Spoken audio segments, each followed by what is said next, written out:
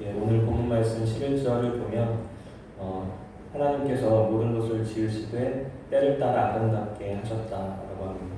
그러니까 모든 것들이 제때에 딱 맞게 돌아가도록 그렇게 지으셨다는 말씀입니다. 그 뒤에 보면 사람에게 그 영원을 사모하는 마음을 주셨다라고 기록되어 있습니다. 사람들에게 영원을 사모하는 마음을 주셨다. 이것이 도대체 무슨 말인가? 저는 성경을 읽을 때마다, 이 전도서 말씀을 읽을 때마다 영원을 사모하는 마음, 그것을 주셨다.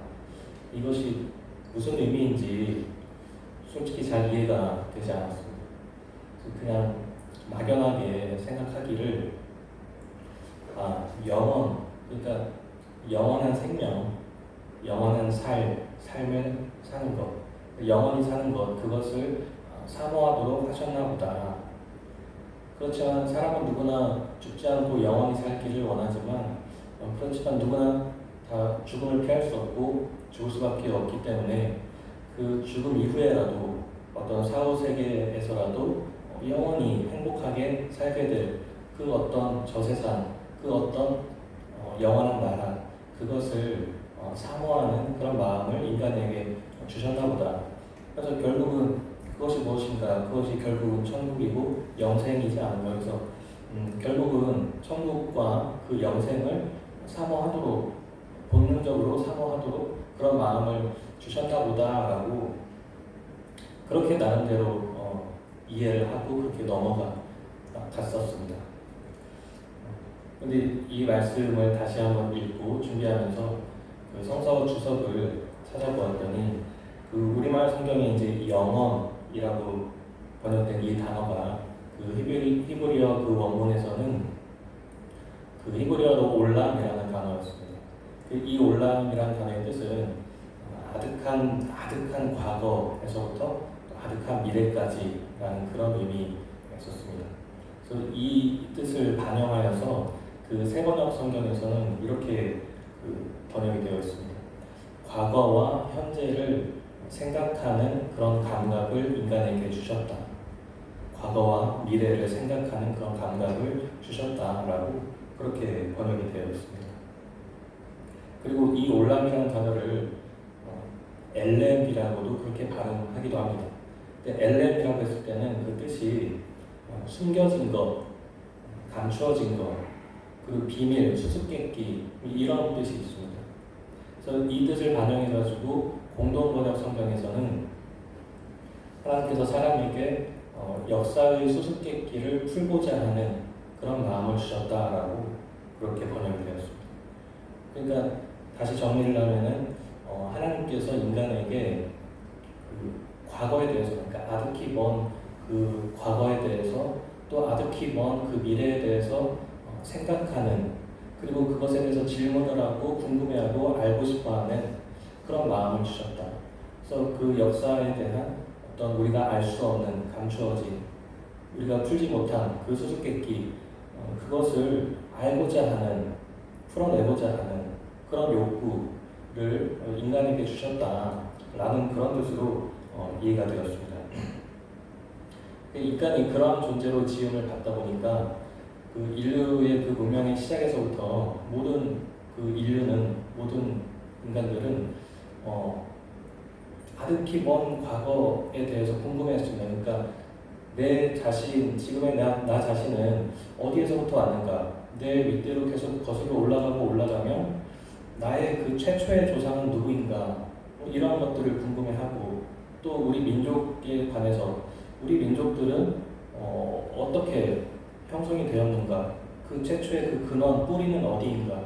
그런 것들을 본능적으로 궁금해 했습니다. 그러다 보니까 인류의 그 문명 속에서는 항상 그 뿌리에 관해서, 근원에 관해서 이야기해주는 어떤 탄생 설화 또는 창조 설화, 건국 설화 이런 것들, 그런 이야기들이 만들어져서 이렇게 전해져 내려오고 있습니다. 우리 민족의 경우에도 그런 설화가 있지 않습니까? 그 하늘에 신이 있었고 그 신의 아들이 있는데 그 아들의 이름이 환웅이고 그 환웅이 인간 세상으로 내려왔다. 그런데 어느 날 곰과 호랑이가 그 환웅에게 찾아와서 우리가 사람이 되고 싶다라고 했을 때 마늘과 쑥을 먹어라.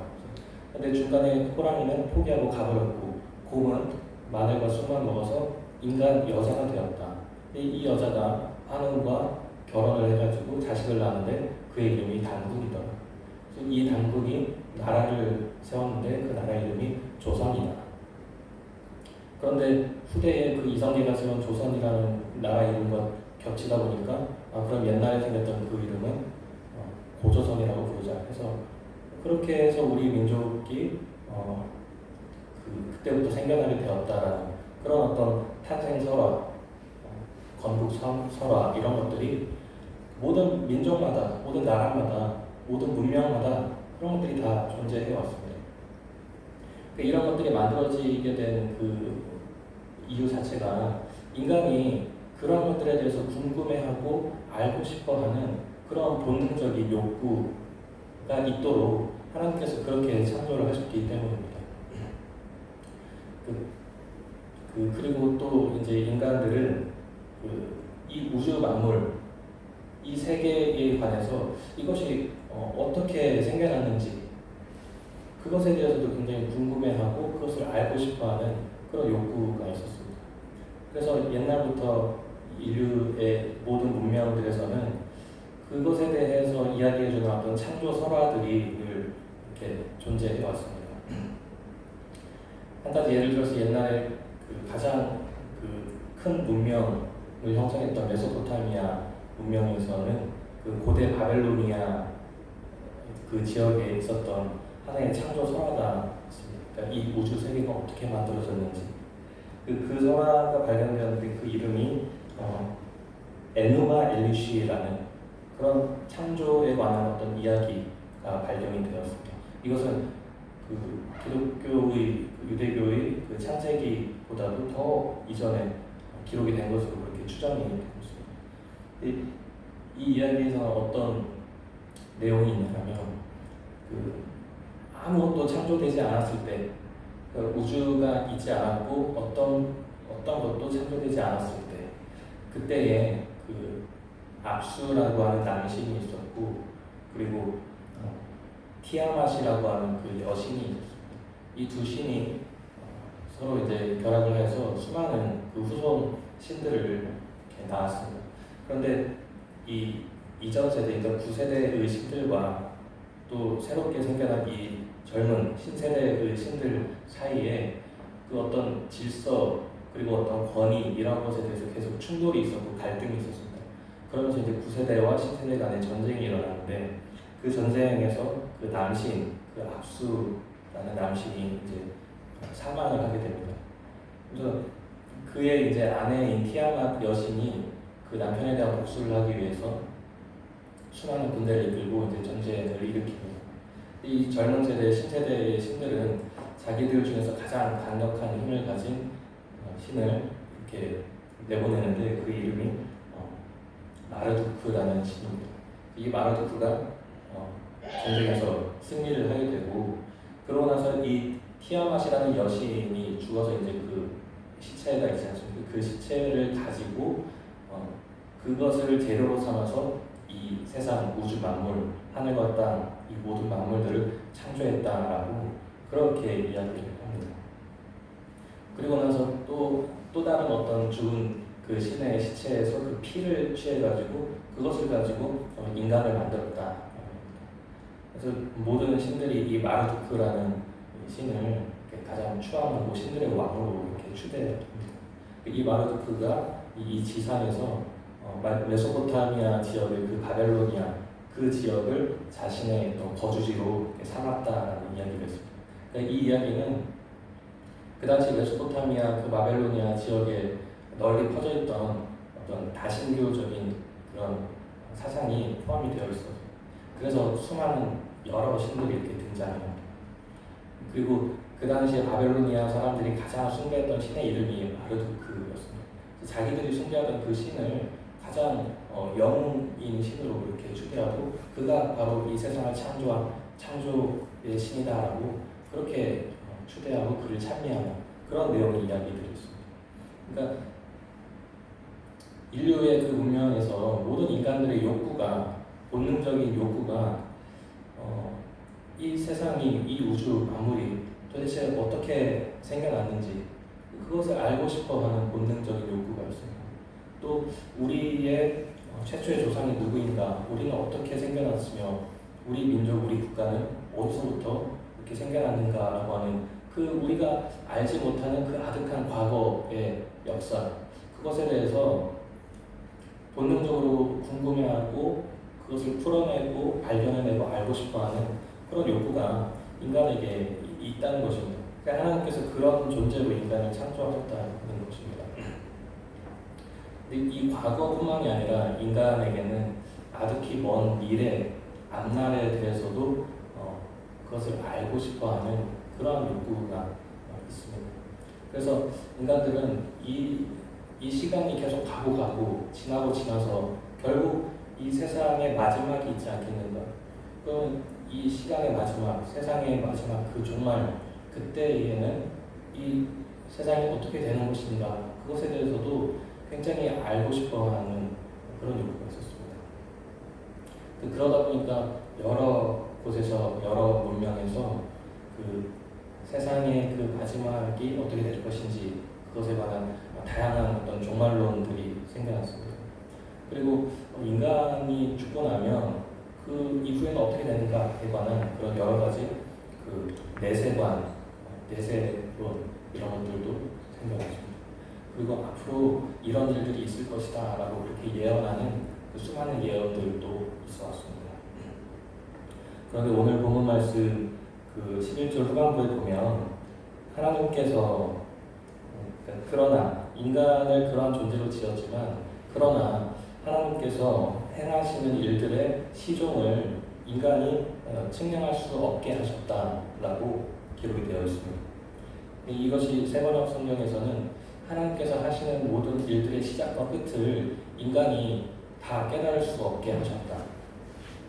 그리고 공동번역에서는 하나님이 하시는 일의 그 시작부터 끝까지 아무도 그것을 다 알지 못하게 하셨다라고 그렇게 동일하게 기록이 되어 있습니다. 그러니까 하나님께서 인간을 그렇게 궁금해하고 또 알고 싶어하는 그런 존재로 지으셨지만 그러나 하나님께서 행하시는 그 역사의 그 시작과 끝 그러한 것들을 다 깨달을 수 없게, 다 알 수 없게, 다 이해할 수 없게 그러한 존재로 만들어 놓으셨습니다. 이것은 인간의 제한성을 말합니다.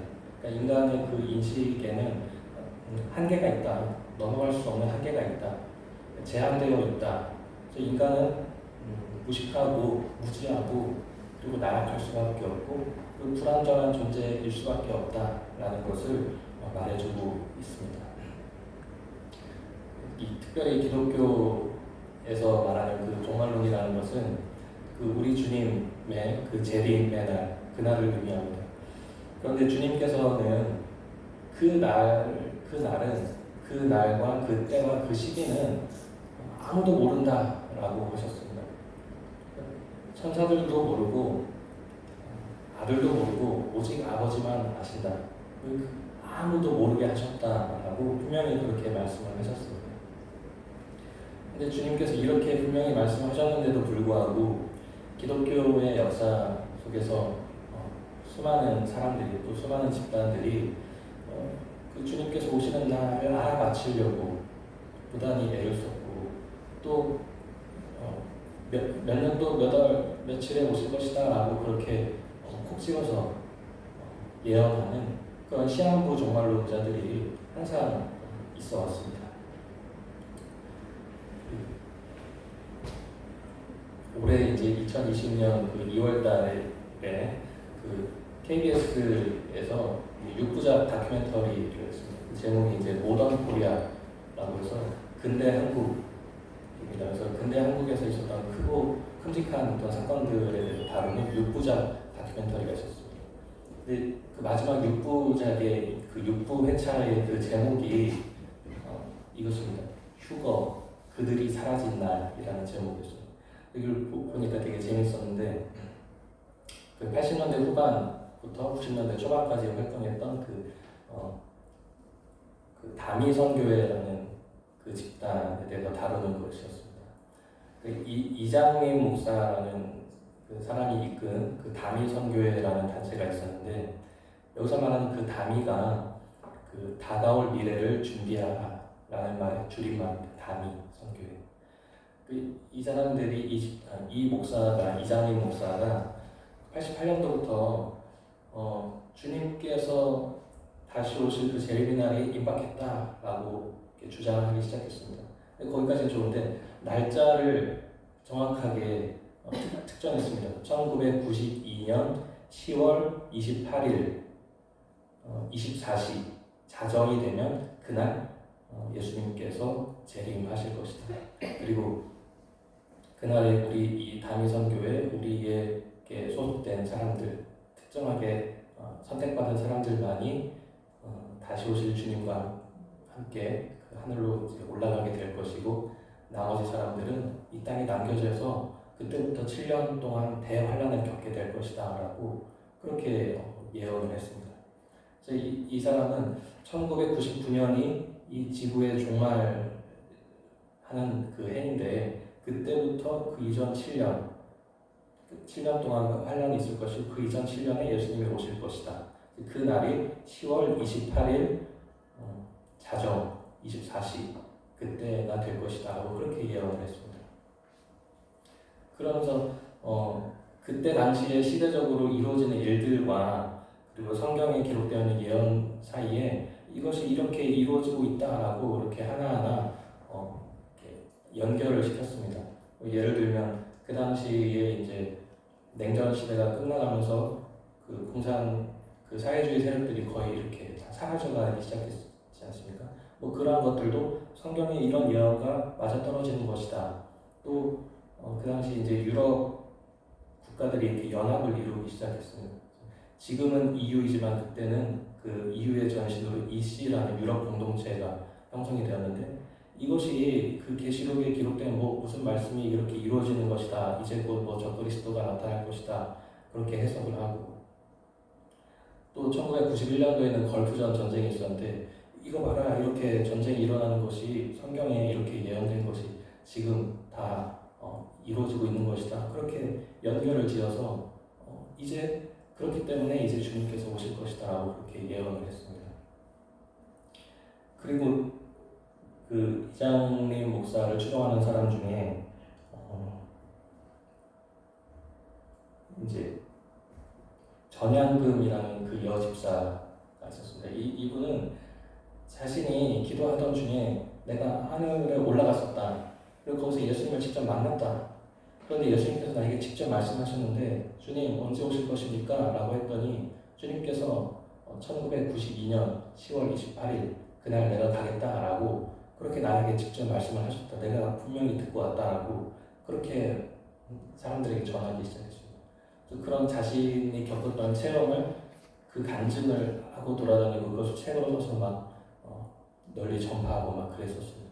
그러니까 이 목사는 이 성경과 시대적인 상황들을 연결시켜서 맞아 떨어지고 있다라고 말했고, 또 이 여집사는 내가 직접 예수님으로부터 직접 들었다라고 그렇게 전하고 다니면서 이 수많은 그 일반 교회 성도들이 거기에 굉장히 이렇게 현혹이 되었습니다.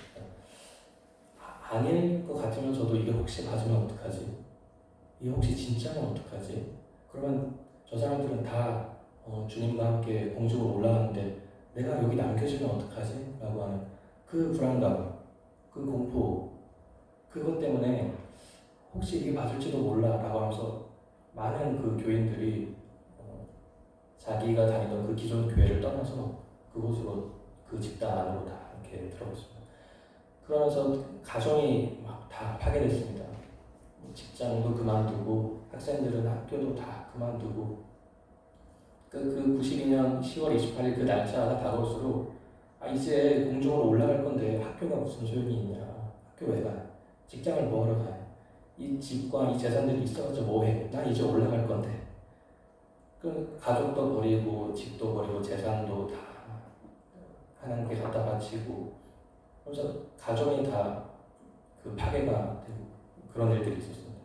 그래서 이것이 굉장히 이슈가 되다 보니까 이 언론에서도 이것을 다루고 했었습니다.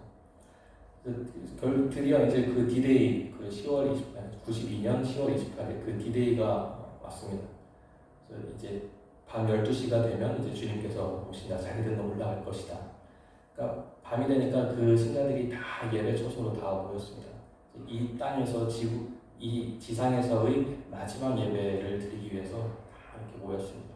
그 장소에 뭐 국내 언론사들도 모여가지고 다 카메라로 생중계하고 또 외신 기자들도 와가지고 다 그것을 촬영하고 그랬습니다. 그 사람들이 이제 자기들이 올라갈 때가 다 되니까 나는 이제 주님을 만날 준비를 해야겠다 해서 다들 목욕을 하고 흰 옷을 다 입었습니다. 그것을 그 사람들은 승천복이라고 했습니다. 내가 이제 하늘로 올라가기 위해서 입는 옷. 다 흰 옷을 입고 이 지상에서의 마지막 예배를 기도하고 찬양하고, 그리고 드디어 이제 그 시간이 이제 뭐 5분 전, 3분 전, 1분 전에서 자정이 딱 되었습니다. 그러고 나서 어떻게 되었을까요? 아무런 일도 일어나지 않았습니다.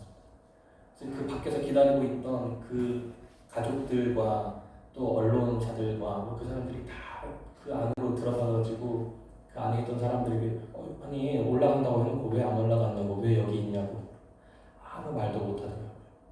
그리고 그 예배당에 들어갈 때는 그렇게 당당하게 들어가면서 남겨질 사람들을 향해서 되게 안타까운 눈으로 그렇게 쳐다보면서 들어갔던 사람들이 그 예배당에서 나올 때에는 다들 이렇게 얼굴을 내리고 얼굴을 가리고 이렇게 얼굴을 들지 못한 채로 이렇게 나오는 모습을 보았습니다. 그 사람들은 결국 어떻게 되었나요? 이 사회에서 사라졌습니다. 하늘로 올라가서 사라진 것이 아니라 이 사회에서 조용히 사라졌습니다. 그러니까 자기가 살던 마을에서 더 이상 살 수가 없게 되었습니다. 아니 올라간다더니 왜 안 올라가고 아직도 여기 있어? 그 얘기를 계속 들어야 되니까 자기가 살던 그 집, 동네를 떠날 수밖에 없었고, 또 교회를 계속 나가긴 나와야 되는데 자기가 그 다미성 교회 신자였다는 것을 밝힐 수가 없어서 자기 신분도 숨기고 조용히 지내면서 역사의 뒤편으로 그들은 사라졌습니다.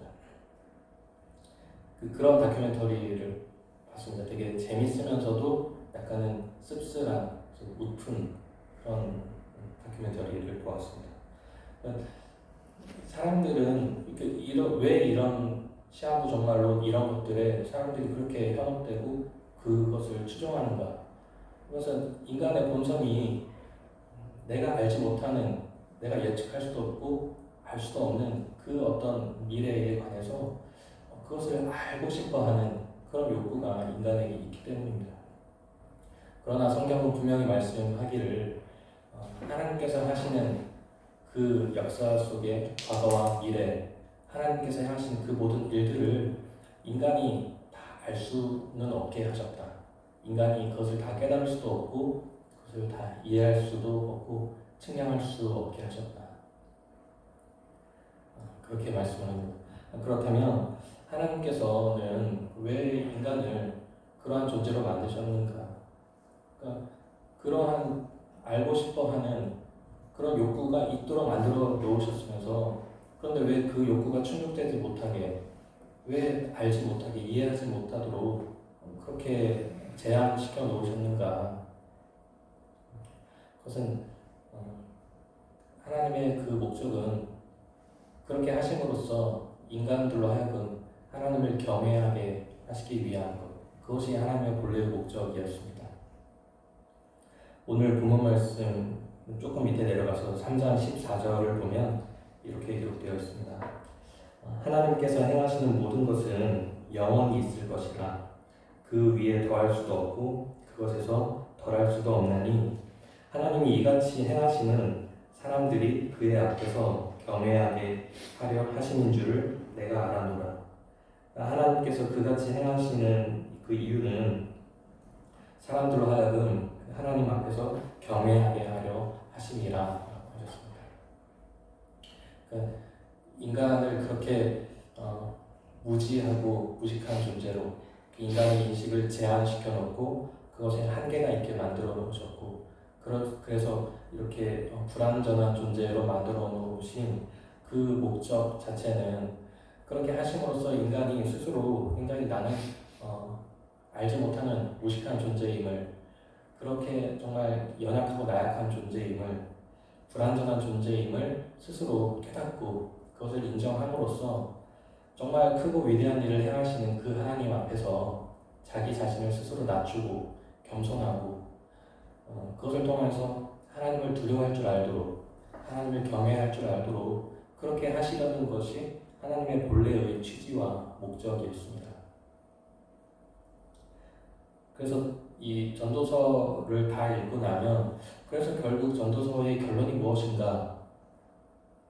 저는 뭐 모든 것들이 다 헛된 것이다, 다 허무한 것이다, 다 필요 없다라고 하는 그런 허무주의를 바라려는 것이 아닙니다.